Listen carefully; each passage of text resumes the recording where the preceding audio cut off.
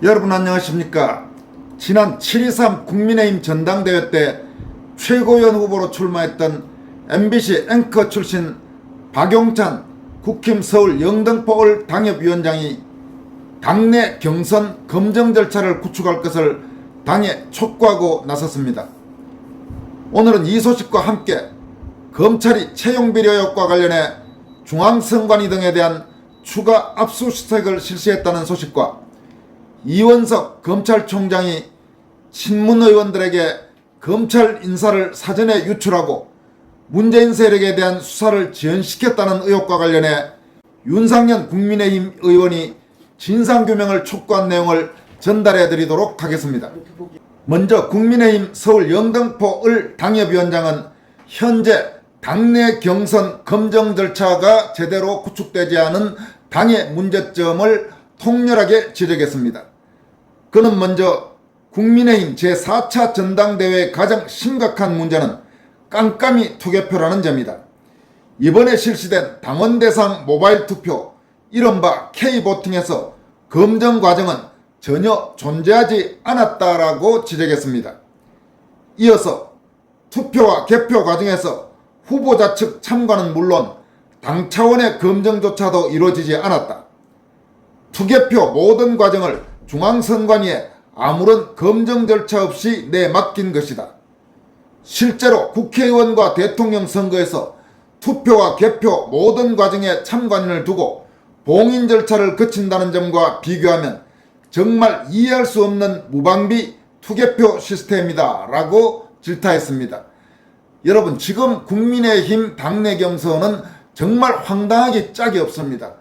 당내 경선을 사실상 중앙선관위에 지금 모두 맡겨버리고 그 과정에서 어떤 검증 절차도 없는 것이 명색이 집권여당이라는 국민의힘의 당내 경선 시스템입니다.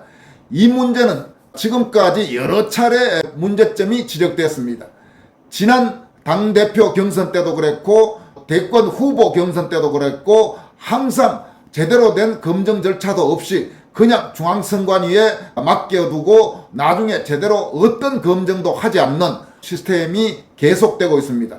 더 큰 문제는 이런 문제에 대해서 당대표나 혹은 최고위원 후보로 출마하는 인사들이 제대로 문제도 지적할 수 없게 사실상 출마할 때 이의를 제기하지 않겠다, 이런 서약서를 쓰지 않으면 아예 출마 자체를 봉쇄하는 그런 시스템입니다. 더구나 국민의힘이 완전히 사실상 모든 것을 맡겨둔 중앙선관위가 얼마나 황당하고 엉터리 같은 조직이라는 것은 이제 아는 국민들은 다 알고 있습니다.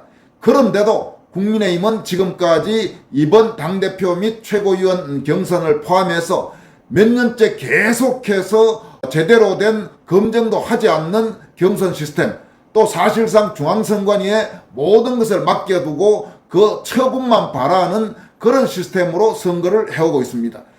도대체 저게 지금 제대로 된 정당인지 국민의힘 하는 짓들을 보면 정말로 황당하기가 짝이 없습니다. 물론 더불어민주당 저 인간들이야 썩어 빠지고 아주 도대체 저런 형편없는 자들이 대한민국의 과반수 제1야당이라는 게 도저히 믿겨지지 않을 정도로 국제적으로 비교한다면 있을 수 없는 형편없는 인간들이죠. 그리고 더불어민주당 국회의원들이란 거는 거의 극소수를 제외하고는 국회의원은 물론 인간으로서 최소한의 함량도 안 되는 그런 저질들이죠. 그런 더불어민주당이 워낙 형편없기 때문에 그래도 그나마 대한정당으로서 국민의힘이 어떻게든 존속해 가고 있습니다만은 국민의힘이 하고 있는 행태에도 한심하기는 정말로 이루 말할 수가 없는 정도입니다. 박용찬 위원장은 이어서 필자는 최고위원 후보로서 투개표 과정에 최소한의 검증이 필요하다는 판단에 따라 지난 7월 7일 국민의힘 중앙당과 전당대회 선거관리위원회 측에 공문을 보내 본인 인정 절차, 투개표 참관, 사후검증 절차 마련을 촉구하는 등 개선 조치를 여러 차례 요구했으나 제대로 받아들여지지 않았다라고 밝혔습니다. 이어서 선거는 선거관리위원회의 전유물이 아니다. 국가적 선거의 주인은 국민이며 당내 경선의 주인은 당원이다. 선거의 주인인 국민과 당원이 검증할 수 없는 선거는 정당하지 않다라고 따끔하게 일침을 가했습니다. 박용찬 위원장은 지난 2009년 독일 연방헌법재판소는 일반인들이 쉽게 검증할 수 없는 전자장치를 사용한 선거는 위헌이라고 판결했음을 명심해야 한다.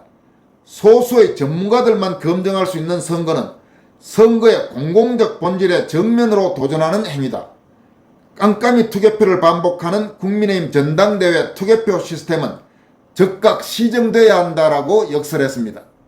여러분, 박용찬 위원장의 지적은 너무나 원론적이고 너무나 맞는 이야기죠. 그런데 문제는 이런 너무나 기본적이고 너무나 원칙적인 이야기도 받아들이지 않는 것이 현재 국민의힘의 한심하기 짝이 없는 실태라는 점입니다. 하기야 이번 국민의힘 전당대회에서도 선관위원장을 서병수가 맡았고 또 선관위원들 면면을 보더라도 한심하기 짝이 없는 자들이 한두 명이 아니니까 저런 국민의힘에 뭘 더 기대할 수 있겠는가라는 생각도 드는 것이 사실입니다. 박용찬 서울 영등포을 당협위원장은 또 최근 이진숙 방통위원장 후보자에 대한 국회 소위 인사청문회 폭력적이기가 이루 말할 수가 없었고 국회의원들 야당 의원들의 수준이 얼마나 형편없고 한심한가를 보여준 그 인사청문회와 관련해서 이번 인사청문회를 주관했던 국회 과방위원장 더불어민주당 국회의원 최민희에 대해서 최민희는 여자 정청래인가 라면서 따끔하게 질타했습니다. 박용찬 당협위원장은 이진숙 방통위원장 후보자에 대한 국회 인사청문회는 가히 폭력적이었다면서 최민희 과방위원장은 선서문을 전달하는 이진숙 방통위원장 후보자에게 불쾌한 하대성 손짓을 하는 결례를 범했으며 뇌구조에 문제가 있다는 폭언까지 일삼았다.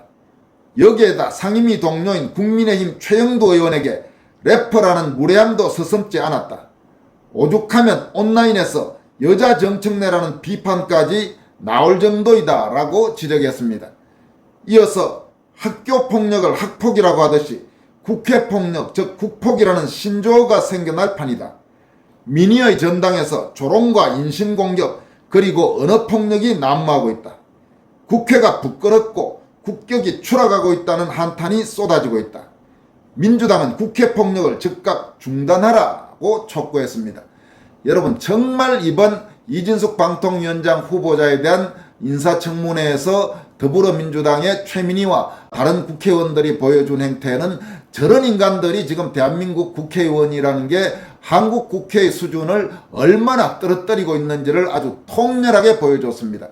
무려 사흘 동안이나, 원래 이제 장관급 인사청문회는 이틀이죠. 그런데 전례도 없던 그렇게 마구 밀어붙여서 하루 더해서 사흘이나 해서 거의 정말 인신공격과 모욕 그리고 엄청난 육체적으로 힘든 짓들을 서슴지 않았던 더불어민주당 국회의원들을 보면서 저런 자들이 국회의석의 거의 3분의 2 가까이를 확보하고 있는 현재 대한민국 국회에 대해서 정말 나라가 한심하다, 나라가 부끄럽다, 대한민국이 부끄럽다, 이런 말이 나올 수밖에 없는 상황입니다.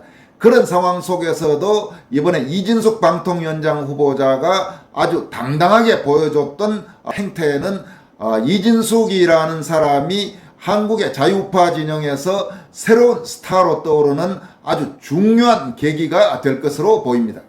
이어서 검찰이 중앙선관위 등에 대해서 추가 압수수색을 실시한 소식을 살펴보도록 하겠습니다.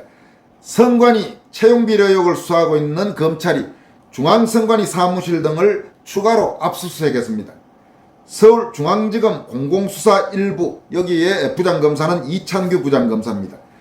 25일 오전부터 중앙선관위와 인천선관위 사무실을 포함한 여러 곳에 검사와 수사관들을 보내서 채용 관련 자료 등을 확보했습니다. 검찰은 지난해 5월부터 국민권익위 고발 등을 토대로 선관위의 자녀 특혜 채용 등 채용비리 의혹을 수사해 왔습니다. 검찰은 지난해 9월과 10월, 11월 서울중앙선관위, 또 대전선관위, 전남선관위, 충북선관위 사무실과 박찬진 전 선관위 사무총장 및 송봉섭 전 사무차장의 주거지 등을 압수수색한 바가 있습니다. 검찰은 올해 3월 송봉섭 전 사무차장을 딸 부정채용 청탁 혐의로 불구속 기소했고 박찬진 전 사무총장 등 나머지 혐의자에 대한 수사를 계속 벌여가고 있습니다. 또 지난 4월 감사원이 전현직 선관위 직원 27명을 채용 비리에 가담한 혐의로 수사해달라고 요청한 사건도 서울중앙지검이 함께 수사하고 있습니다. 검찰 관계자는 감사원이 수사 의뢰한 사건 수사 중 압수수색 필요성이 확인돼 법원으로부터 압수수색 영장을 발부받아 압수수색을 실시했다라고 밝혔습니다. 오늘 마지막으로 전해드릴 소식은 이원석 검찰총장의 석연찮은 행적과 관련해서 윤상현 국민의힘 의원이 이원석 총장에 대해서 비판한 내용입니다. 윤상현 의원은 먼저 서울중앙지검은 최근 김명수 전 대법원장을 피고발인 신분으로 조사하기 위해 소환 통보를 했다. 그가 고발된 지 3년 5개월 만이다. 이원석 검찰총장은 수사가 이렇게나 지연된 이유를 밝혀야 한다라고 지적했습니다. 윤상현 의원은 이어서 의심스러운 장면은 이것만이 아니다. 지난 5월 11일 박성재 법무부 장관과 이원석 검찰총장이 만나 검찰 고위간부 인사협의를 했다. 그런데 다음 날인 5월 12일 오전 11시 30분 윤건영, 고민정 등 문재인 정부 출신 민주당 국회의원 당선자 27명이 당시 이창수 전주지검장을 겨냥해 문재인 대통령을 겨냥한 수사를 멈춰야 한다고 국회에서 긴급 기자회견을 열었다. 그리고 실제로 13일 법무부가 검찰 고위간부 인사 39명에 대한 인사를 16일자로 단행했고 이창수 전주지검장이 서울중앙지검장으로 이동했다. 친문의원 27명이 일요일 아침 갑자기 이창수 전주지검장을 공격하며 이원석 검찰총장이 전주지검에 대해 당장 감찰을 실시해야 한다. 그 책임자인 전주지검장까지 수사 과정에 불법적인 것은 없었는지 낱낱이 밝혀내야 한다고 한 이유는 도대체 무엇인가라고 물었습니다. 여러분 이게 지금 무슨 이야기냐 하면 5월 11일에 박성재 법무장관과 이원석 검찰총장이 만나서 검찰 고위간부 인사 협의를 했습니다. 5월 12일은 토요일입니다. 그런데 공교롭게 바로 다음날 5월 12일 일요일인데도 불구하고 윤건영이나 고민정 같은 소위 친문 야당 국회의원, 더불어민주당 국회의원 27명이 갑자기 일요일인데 기자회견을 해서는 이창수 전주지검장을 막 공격해댄 겁니다. 좀 이상하죠. 뜬금없잖아요. 그런데 그 다음 날인 5월 13일 월요일에 법무부가 검찰 고위간부 인사 39명에 대한 인사를 단행한 내용을 공식 발표를 했고 그 발표에서 이창수 전주지검장이 서울중앙지검장으로 이동한 겁니다. 그러니까 지금 나오고 있는 의심이 이원석이 법무장관과 함께 검찰 고위간부 인사 내용을 협의해서 그리고 사실상 뭐 협의라고 하지만 어차피 검찰 고위간부 인사는 법무장관이 하는 겁니다. 그러니까 거기서 아마 이창수 전주지검장을 서울중앙지검장으로 이동시키겠다 이런 이야기를 법무장관으로부터 들었겠죠. 그러니까 그 내용을 나와서 지금 이원석이 슬쩍 친문 세력에 흘린 것이 아니냐 이런 의심이 나오고 있는 겁니다. 물론 이 부분에 대해서 정확하게 그런 사실이 있었는지 없었는지는 공식적으로 확인된 것은 아닙니다. 그런데 뭔가 지금 그렇지 않고는 이해하기 힘든 일이 벌어져 버린 겁니다. 그러니까 윤상현 의원이 그와 관련해서 이원석 검찰총장에게 물은 겁니다. 도대체 그 내용이 어떻게 해서 그렇게 됐느냐 이렇게 묻고 있는 겁니다. 윤상현 의원은 그러면서 혹시 검찰 고위간부 인사 내용 중 일부가 특히 서울중앙지검장 인사 내용이 친문 국회의원 측으로 유출된 것은 아닌가? 이원석 검찰총장은 이런 의혹들에 대해 명명백백하게 밝혀야 한다. 감찰을 한다면 수사 지연과 의심스러운 정보 유출에 대해 해야 한다. 대면 조사까지 응한 현직 대통령 부인 수사에 대해 과하게 반응하는 건 검찰총장이 정치한다는 비판을 피할 수 없다. 이렇게 지적했습니다. 여러분 이원석 검찰총장은 아시다시피 전라도 광주 출신입니다. 그리고 박근혜 대통령에 대해서 직접 수사를 했던 바로 그런 인물입니다. 그리고 이원석이 검찰총장이 된 것은 한동훈이 법무장관 하면서 한동훈의 요청으로 검찰총장이 된 것으로 알려지고 있습니다. 지금 알려지고 있는 이야기로는 당초 윤석열 대통령은 검찰총장에 이원석을 앉히는 것을 좀 탐탁지 않아 했지만은 법무장관인 한동훈이 아주 강력하게 검찰총장을 이원석으로 앉혀달라 그렇게 요청을 해서 할 수 없이 한동훈의 요청을 받아들여서 이원석을 검찰총장에 앉혔는데, 이원석이 검찰총장 하는 동안 사실상 문재인 일당에 대한 수사는 거의 완전히 중단돼 있었다고 해도 과언이 아닙니다. 근데 여러분 아시다시피 최근 며칠 동안 이제 이원석이 임기 막판에 이르고 사실상 이원석이 검찰총장으로서 이제 힘을 발휘할 수 없는 상황이 되고 나니까 최근 들어서 문재인과 문재인 부인인 김정숙의 여러 가지 불법 혐의에 대한 검찰 수사가 몇 년 만에 처음으로 지금 뭔가 제대로 수사가 진행되고 있는 그런 느낌을 지금 많은 사람들이 받고 있습니다.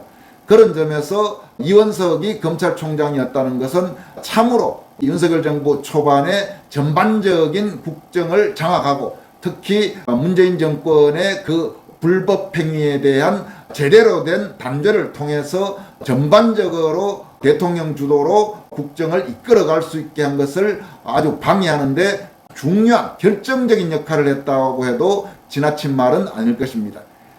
윤석열 대통령은 이원석 검찰총장 인사 실패를 아주 진지하게 받아들이고 앞으로 남은 임기 동안 인사하는 데 있어서 정말 제대로 해야 될 겁니다. 그러니까 이번에 방통위원장 이진숙 이런 인사들을 제대로 하면 됩니다. 그러면 그것이 윤석열 대통령도 살고 대한민국도 사는 길이라는 점을 분명히 명심하길 바랍니다. 지금까지 권순할TV였습니다. 여러분 고맙습니다.